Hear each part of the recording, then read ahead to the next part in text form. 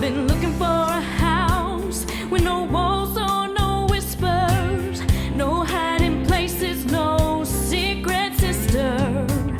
Been looking for a house that won't shelter a lie, no tear-stained past or reason to cry. This is Empowering Women Everywhere, and I am Nan Gill. And our guest today is Noel Spencer.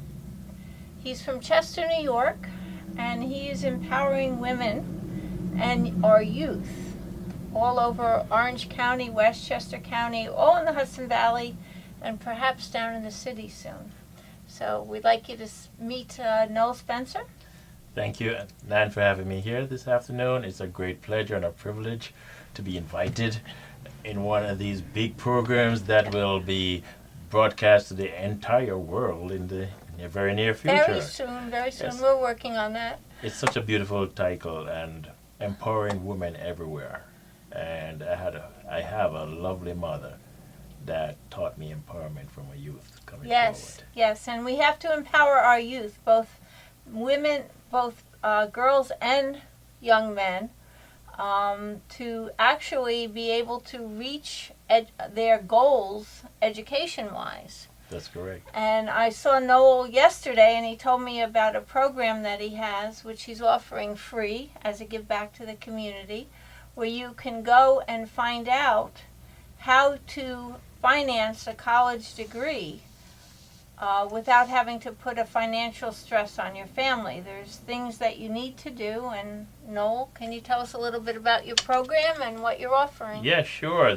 The program kicks off at St. James's Episcopal Church on September 29th.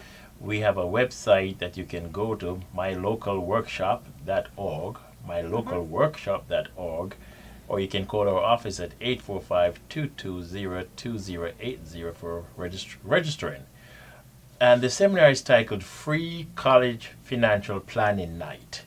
And our mission and goal is to help families successfully navigate the college planning and the financial planning roadmap to college. Because if you look at the statistics, it's taken average of 5 to 6 years for a young person to graduate out of college. So that's a problem in college planning. Right. And in financial planning now, the parent who is footing that bill, instead of planning for 4 years, they have an additional 18 months to 24 months of money to find, either through debt, through savings, through loans, or through their retirement plans. So our goal is to show you the different ways you can plan properly for college, and also how to look at your financial wherewithal and your financial pocketbook, that you don't find yourself in debt at the end of the 5-year period. And also, more importantly, with the college planning, we can now help you track it to 4 years so you don't make missteps or miscues going in and while you're in college. Okay, so not only do you work with the financial planning, you work with the student in finding what their goals are and how best to reach their goals within the 4-year period. Within the 4-year period. Actually, we are working both with the parents and with the student. It's important to have that team. So if we have a family, husband and wife, 2 males, 2 females, male and female, whatever makes up that family, we need everybody involved. So if it's a single family, then a single person family, 1 female, well, we need one male. Or 1 male. That is very important, that person is totally involved with their own aspect of what the expectations are, and also understand what their child's expectations are. So what we have discovered over the years of interviewing, doing financial plans, is that the parents had one expectation and the child just had a total different expectation. And they looked either for the cheapest university to go to that didn't have the curricula of the child's expectation. Then they changed midstream. Let me get out of this college and go to another college. So some of the credits get transferred, some doesn't get transferred, and now we get pushed into the 4 to 6 year period. So basically what we do before that child goes into college, we do a full background, have them reveal, spill their guts, for the use of a better word, Right. to say, this is how I'm feeling. Mom and dad wants me to become a lawyer, but you know what? I want to be a creative artist. Uh-huh. And so we know that then we can speak to the parent and say, this is what your child wants. Right. Exactly. The other thing, you had a you No, had I to was say, just going to yes. say, if you don't have a common direction, the efforts and the energies are going to be going off one way and the other way, and it's just not going to work. That's correct. That's correct. And we've seen that happen over and over so many different times. That the other thing that is critical that we try and help parents with, this won't fit. This is not a cookie cutter where it's a fit all, one shop Right. for everybody. It's unique. The seminars help us to show you what we can do. Then we do a complimentary follow-up 1 hour consult with you To help you Right. direct. If after that you want to use our services, then we discuss the fees there. Right. But what we found out is that, for instance, my daughter, she just finished her master's, but she I remember applied. her when she was in the stroller. Stroller, right? Yeah, right. And she has done extremely well. But she applied to something like 20 colleges Right. for undergrad. So I forgot what the fees were, but it was like $100 or $30 or whatever it was per application. How many did she do? She did 20 applications. Right. Right. Actually, she got close to $200,000 in scholarship grants coming into her. Good. But she selected a university which she thought was the best university for her, that did not offer her a grant, a scholarship, or any needs based, because we as a family didn't qualify for needs based. So we thought. We thought our income was too high, so we didn't try. Right. So what we do with part of our financial planning and college planning is that even if you think your income is too high, let's evaluate it, because there can be different ways of paying for that tuition. Right. And the other point is that instead of applying for 20 colleges, what our service helps you do, once we pinpoint what your child wants, we then put into our database the 6 best schools that will admit him or her, Right. and not trying to throw the money all over the place and Right. say, okay, let's see who responded to us.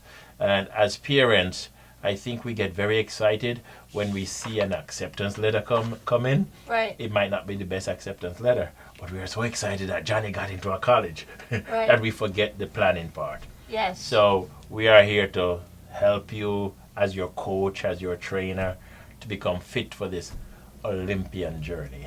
we Okay. call Now, college. what is your overall mission?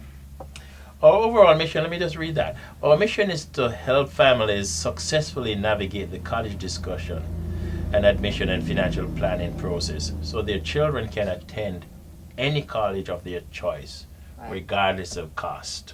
So my mission fitted in that statement is how best to educate you, the parent and the child. Also share with you my experiences Right. that I've gone through with 2 kids. Both have successfully graduated and have moved on. Like we said, our daughter just finished her master's at Santa Clara University last month in California. And 2 years ago, our son graduated from Columbia University.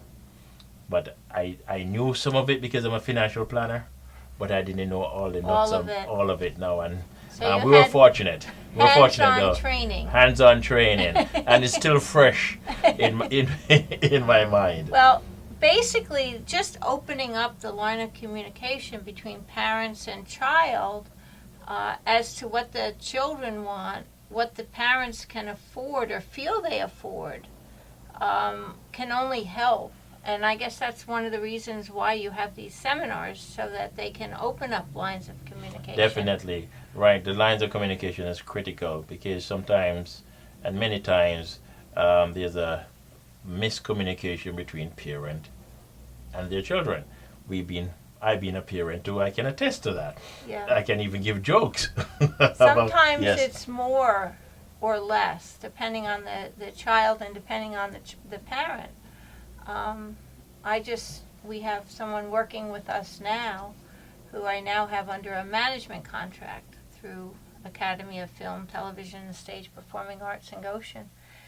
And she was in college. She had gone in. Her parents had paid for it. It's not what she wanted to do. And they insisted that she went on that route. And she wants to be an actress. Very beautiful, very talented, very gifted. And she just couldn't do it anymore. I mean, she tried to please her parents, and she tried to do what her parents wanted, but it just got to the point where she just couldn't do it anymore. She dropped out of school. So, Right. So I would imagine that the opening of communication and honesty between parent and child is essential to really planning a future that's going to be a direct line rather than wasting money in certain areas where the child doesn't even want to be involved. very good point, Nan. Very, very good point, and that's an excellent observation because I have a financial planning firm too, and we also specialize in tax preparation. And sometimes I see the American credit form coming for the tuition credit on the tax return for that year, and then I might hear a statement, well, that's for last year. She's not in school this year. And I don't, in the past I didn't know how to respond. Right. But now that I have decided to make this a plank of my business, I am more trained to say, to know what to say to the client and Right. say, let's adjust the ship Right. by turning the wheel in a different direction, because some parents are taking money out of their 401k. Some are just taking out the student loan because they figured that was the only way to pay for tuition. Right. So we want to show them there are many different ways to pay for your tuition, Including grants. including grants. That- And there's a form called FASFA, FASFA.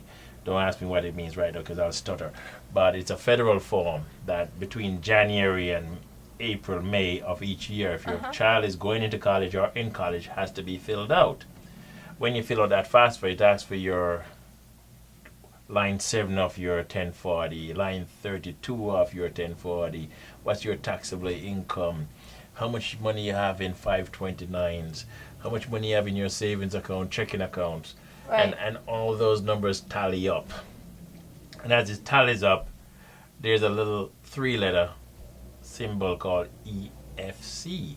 You will hear about it. EFC, expected family contribution. Right. If your expected family contribution is too high, your needs based scholarships or funding from a college become smaller. Right. So we show you how you can move things around for your EFC to make the EFC lower. Honestly Move things. Okay, Honestly, let's get because that straight. the magnifying glass is on everything we're doing, Right. and we're accredited with different But associations. you could not know about certain things or certain exemptions or certain things that you're entitled to, and not put it in and have to and suffer the consequences of not knowing what's going on. What's going on, and not that's what I said. So you'll fill out the FAFSA. Okay, you as a parent, you say, "Oh, I don't need any financial guide to help me. This is a simple form." But it's the numbers that are going on the form that Right. determines your EFC. Right. So the thing is to plan before filling out the FAFSA, so Right. your EFC becomes lower. And a critical thing too, colleges have vacancies that they have to fill each year. Uh-huh. So if you jump for that one vacancy that you think you qualified for because you got the acceptance letter, they know you're a good student, but they're not telling you you're the best student that applied. So Right. now we help you negotiate Uh-huh. much better with that college and said, Right. okay, this is the SAT score, this is how the GPA was, this is the community work that this person has done, and it has met the standards of your school. And we know what's in your pot of gold. Right. Right. So we start negotiating with that college to improve on that acceptance letter. Right. And we have seen many successes in that area. Won't be successful for everybody, but we have seen many successes there. So I know that when your child is in high school, say they're in a junior, I guess you start looking at colleges. So would that be the time that you'd want to start planning to get your finances in order? You know, like 2 years Yes, before that's graduation, right. or do you need longer? Well, the 11th grade is the perfect time. Okay. If you want to start in the 10th grade, you couldn't ask for it better. Right. But you're 2 years out. So there is a little inflation curve we have to build into it. Right. But if you start using our service, the fee doesn't change from 1 year to the next. Right. But if when you move to the third part of the service, but do the seminar, learn what it is. Yes, it's free. It's free. The seminar, at the end of the seminar, you might say, I'm a self-starter. You may even learn enough or have better communication with your child With your to child. be able to go on and do it yourself. That's right. Love So it. do you have the seminar dates set for your seminars that are coming up? Absolutely. The date is September 29th. The doors open at 6 o'clock. Okay. We are kicking off at 6:45. The seminar should last 70 minutes. Okay. We are finished at 8:15. Come. Of course, you can register on our website at mylocalworkshop.org. Okay. And there is a RSVP code that gets you preferred seating, if I may say so. The RSVP code is 58962. I find out different things about you every time I speak with you. And one of the most interesting things that I found out about you was that you're very, very involved with helping out the Jamaican bobsled team. Oh, yes. I think that slipped over coffee. But right, go ahead, Dad. So tell me a little bit about what your idea was to help fund the Jamaican bobsled team, and tell me a little bit about the bobsled team. I think I even have a picture here of the bobsled team The picture you have of the bobsled team is with Senator Larkin. Right. All right. On March 17th of this year, I led a mission to the capital of New York State, Albany, and one of the people that was on that list was Senator Larkin. Right. We also visited with Assemblyman Scofus in the chambers, and from New York City, my classmate and schoolmate from Jamaica, Kingston College, Assemblyman Nick Perry.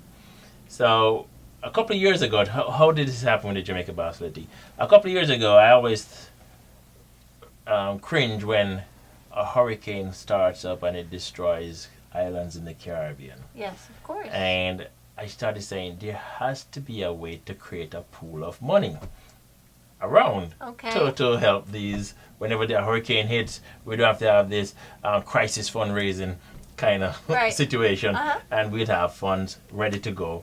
And I was part of the Leadership Orange group, so I met the commanders and the leaders of Stewart Air Force Base and West Point, and I said, it's good to know all these people. So if I put these monies together, I can get an airlift with the C-5A or the C-17. My dream. Yeah, good idea. But at the same time, I always had a feeling that I didn't want it to be a me thing. Right. I just didn't want to be the person. Me things aren't good. Aren't good. Us things are better. Us much, much better. So 2 years ago, or 2013, the Jamaica bobsled team was short of funds to go to Sochi over in Russia for the Olympics. May have been a blessing from what I heard about Sochi, but anyway. Yes, so they had to do a crisis fundraising, and the entire United States jumped, and other people in other European countries, and they raised something like $187,000 US, and they were able to go there.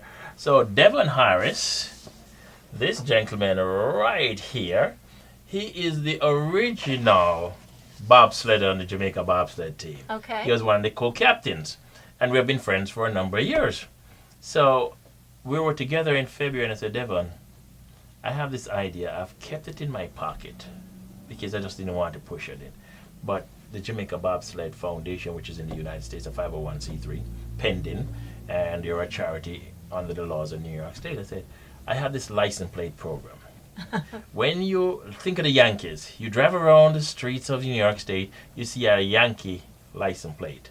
Somebody had to pay a premium to get that Yankee license plate. Right. The state keeps their portion, and the group takes it off the top. The state mails them a check. Right. I said, we have a branding, the Jamaica Bobsled Foundation. Everybody knows about Cool Runnings. the movie, which is nothing to what happened in 1988. Right.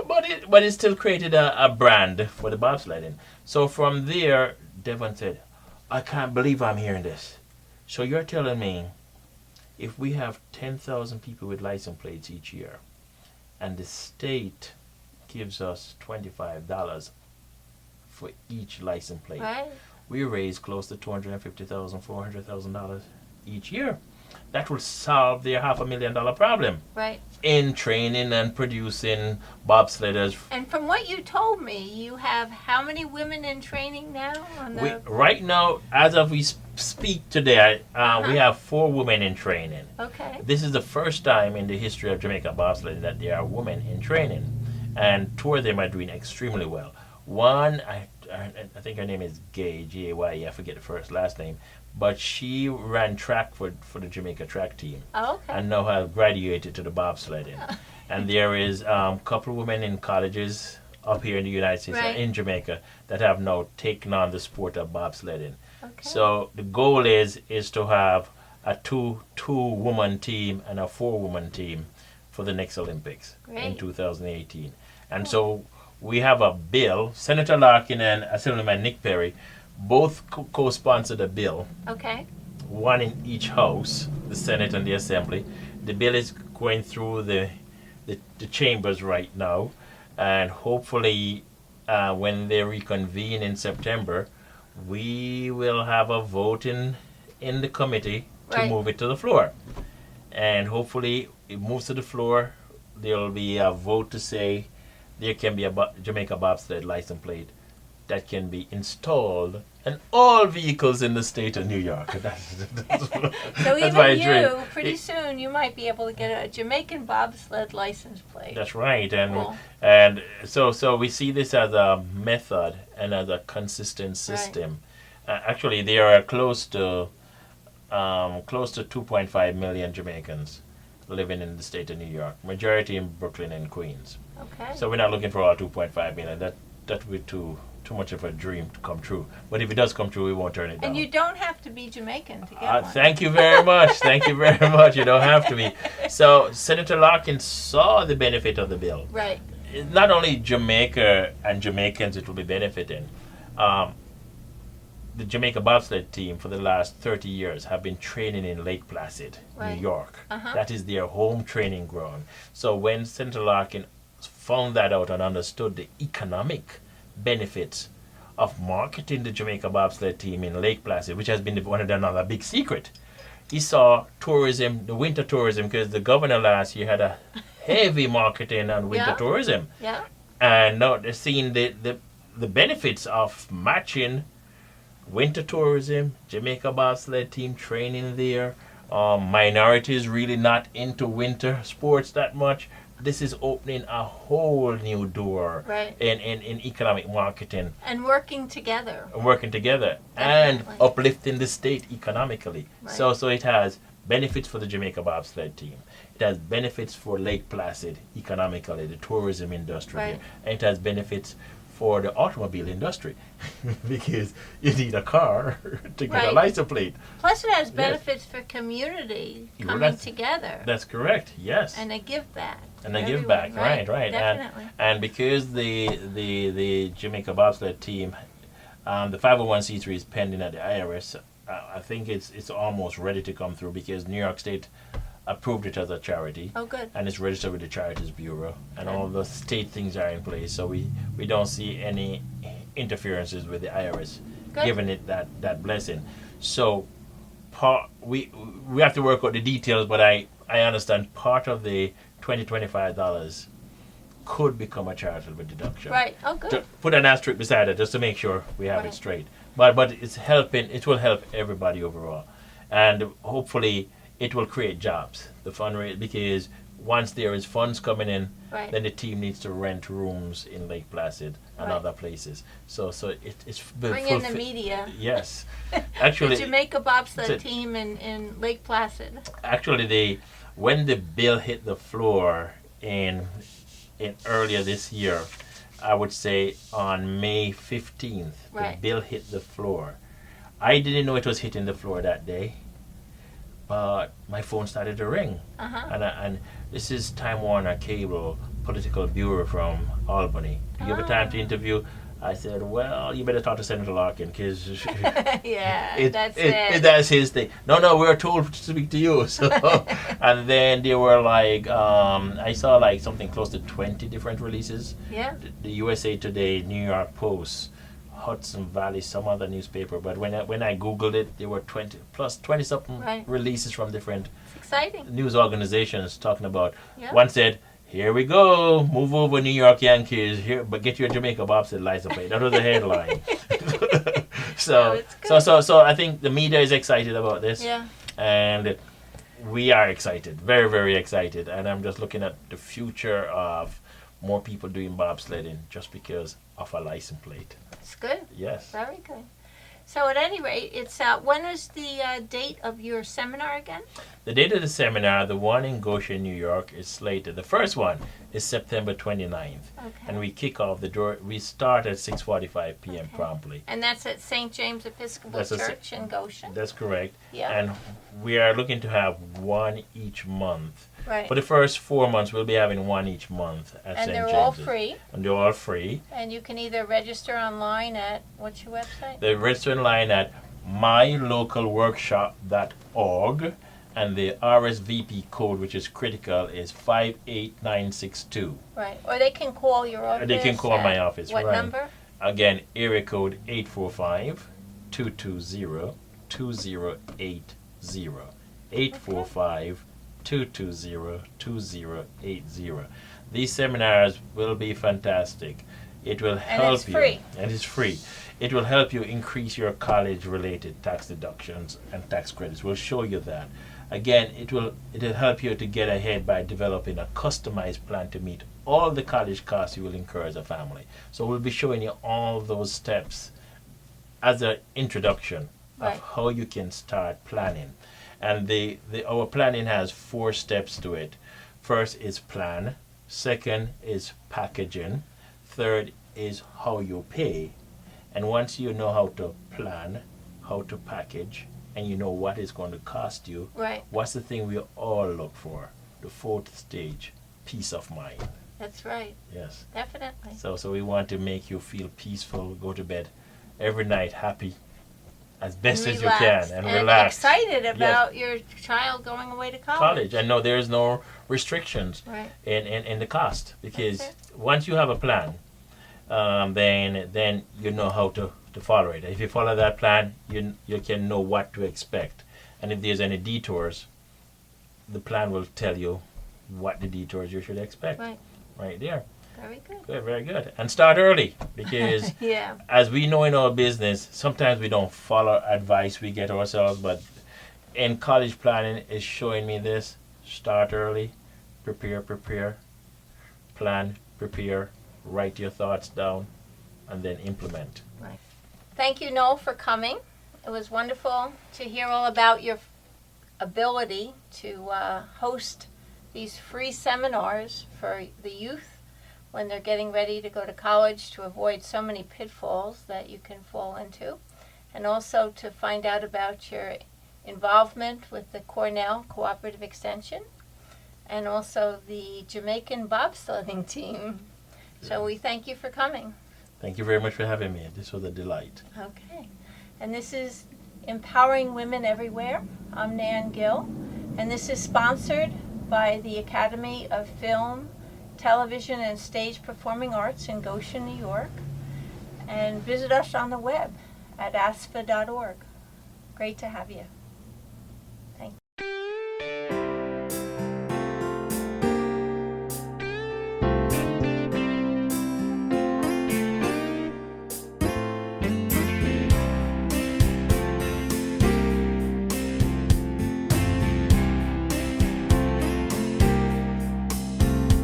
I've been looking for a house with no walls.